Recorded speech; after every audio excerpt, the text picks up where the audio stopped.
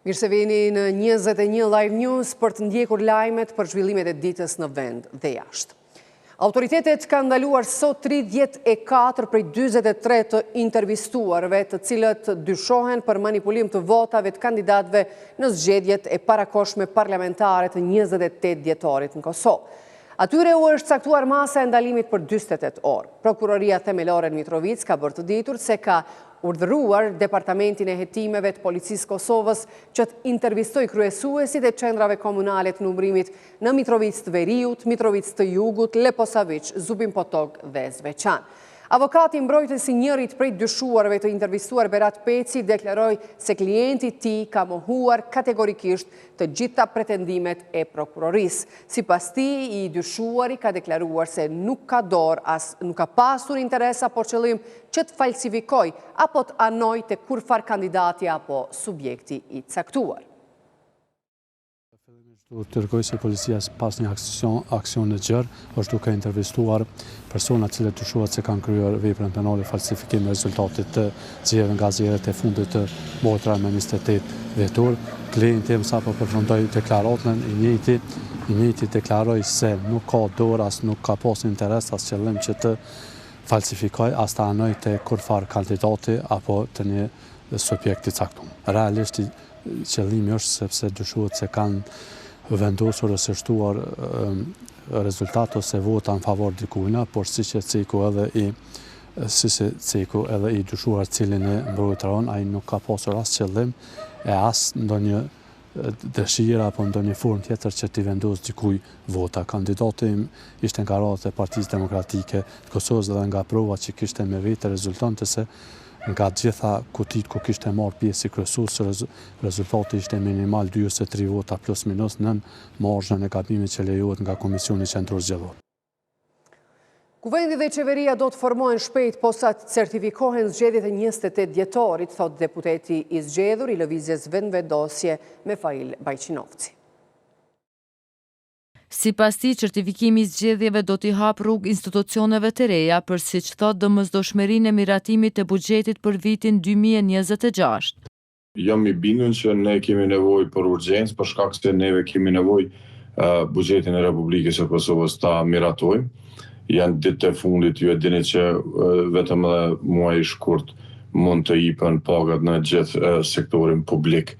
85.000 qytetarë të cilët janë në këtë sektor, andaj është urgjencë që sa më shpejt të miratohet buxheti i Republikës së Kosovës për vitin 2026. Kuvendi i Republikës së Kosovës, por edhe qeveria e Kosovës i ka numrat për themelim.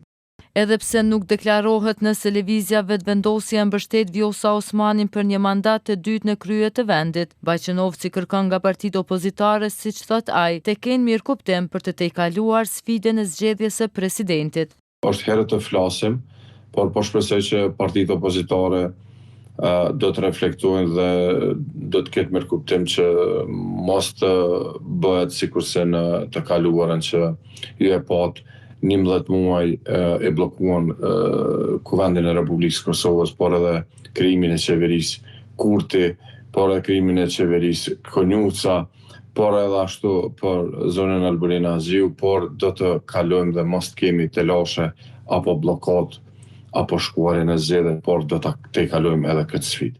Duke folur për dëmtimin e procesit zgjedhor me rastin e numërimit të votave për kandidat për deputet, ai thot se në legjislaturën e ardhshme duhet të amandamentohet ligji për zgjedhjet për t'i korrigjuar të gjitha parregullsitë që janë evidentuar në procesin e rinumërimit të votave për kandidat për deputet.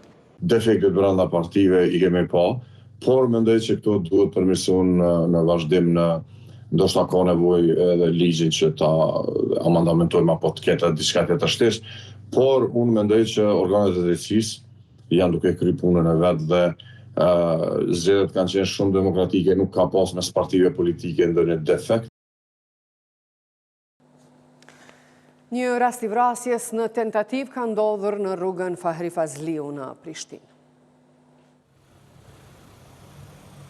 Sipas raportit 24 orësh të policisë, bëhet fjalë për një incident me armë zjarri ndërmjet 2 grupeve, ku janë përfshirë 4 persona të dyshuar. Më pas njëri nga të dyshuarit ka goditur me vetur një të dyshuar tjetër dhe 2 persona të tjerë. Të lënduarit, një i dyshuar dhe 2 dëshmitarët janë dërguar në QKUK për trajtim mjekësor, ku i dyshuari është hospitalizuar, ndërsa dëshmitarët pas pranimit të ndihmës mjekësore janë liruar, thuhet në njoftim. Bëhet e ditur po ashtu se i arrestuari pas intervistimit me vendim të prokurorit dërgohet në mbajtje. Në burgun e sigurisë lartë në Podujev, mbrëmjen e së shtunës, rreth orës 22:30, i burgosuri me inicialet EG është gjetur i varur në dhomën e tij. Vdekja e tij është konstatuar nga ekipi mjekësor dhe emergjencës së Podujevës, ndërkohë në vendin e ngjarjes ka ndalë një sipërkatëse policore dhe me vendim të prokurorit trupi i pajet është dërguar në Institutin e Mjekësisë Ligjore për obduksion. Shërbimi korrektues i Kosovës ka bërë të ditur se EG ishte i dënuar për 2 vepra penale të dhunimit. Ai ishte pranuar në institutin me 15 gusht të vitit 2024, ndërsa lirimi i tij ishte parapar me 1 mars të vitit 2048. Shërbimi korrektues i Kosovës dhe Departamenti Shëndetësor i Burgjeve njoftojnë opinionin publik se të shtunën rreth orës 22, i burgosuri me inicialet EG është gjetur i varur në dhomën e tij me puls të dobësuar, për çka menjëherë ka reaguar personeli korrektues, ekipi mjekësor i institucionit si dhe emergjenca e qytetit. Pavarësisht përpjekjeve për ofrimin e ndihmës mjekësore, i burgosuri nuk ka arritur të rikthehet në jetë. I ndjeri ishte i dënuar për 2 vepra penale të dhunimit. Ai ishte pranuar në institucion më 15/08/2024, ndërsa lirimi i tij ishte parapar më 01/03/2028. Shërbimi korrektues i Kosovës dhe Departamenti Shëndetësor i Burgjeve ka iniciuar procedurat hetimore dhe administrative për sqarimin e plotë rrethanave të rastit. 4 persona janë lënduar pasi një gur i madh ka rënë mbi një vetur në lëvizje në rrugën Pej Kuqish Trugov. Të lënduarit, 2 prindër dhe 2 fëmijë, kanë marrë trajtim mjekësor dhe janë jashtë rrezikut për jetë. Zëdhënësi i Policisë Kosovës për rajonin e Pejës Fadil Gashi ka thënë se njësitet kompetente kanë dalë menjëherë në vendin e ngjarjes për verifikimin e rastit. Një skiator është lënduar ndërsa bashkë me 2 të tjerë po skionte jashtë pistave në Brezovic. 3 skiatorët shkaktuan një orë tek bore, ndërsa 2 skiatorët u larguan nga vendngjarja, njëri me këmbë të lënduar mbeti në majë të një piste të pashënuar. Falë reagimit të shpejt dhe profesional të ekipit të shpëtimit të skive, skiatori i lënduar është transportuar në mënyrë të sigurt në ambulancë.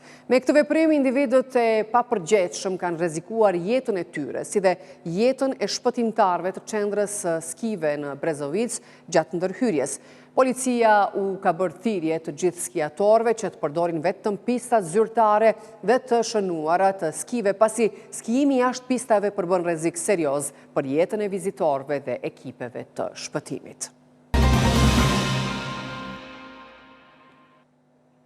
Në pozitën e parë të box office-it edhe këtë javë përsëri gjendet Avatar Fire and Ash, duke arktuar $21 milion.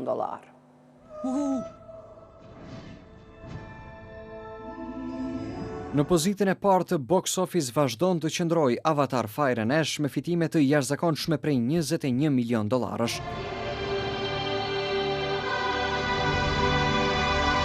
Filmi ndjek familjen e Jake dhe Netirit, e cila përballet me dhimbjen e humbjeve të mëparshme, ndërsa po përpiqen të mbrojnë shtëpinë dhe komunitetin e tyre në planetin Pandora. Në këtë aventurë të reja të hasin në një fisteri shumë agresiv, navi të quajtur Ash People, të udhëhequr nga Varag, Varagu i zjarrt dhe i pamëshirshëm. Konfliktin në Pandora eskalon, duke sjellë sfida të reja që testojnë kurajon, besimin dhe lidhjet familjare. Filmi sjell jo vetëm aksion dhe spektakël vizual, por edhe një tekst të fortë moral dhe reflektues mbi drejtësinë, besnikrinë dhe rolin e secilit në ruajtjen e paqes dhe ekuilibrit në të gjithë botën e ndërlikuar e plot e përplot sfida.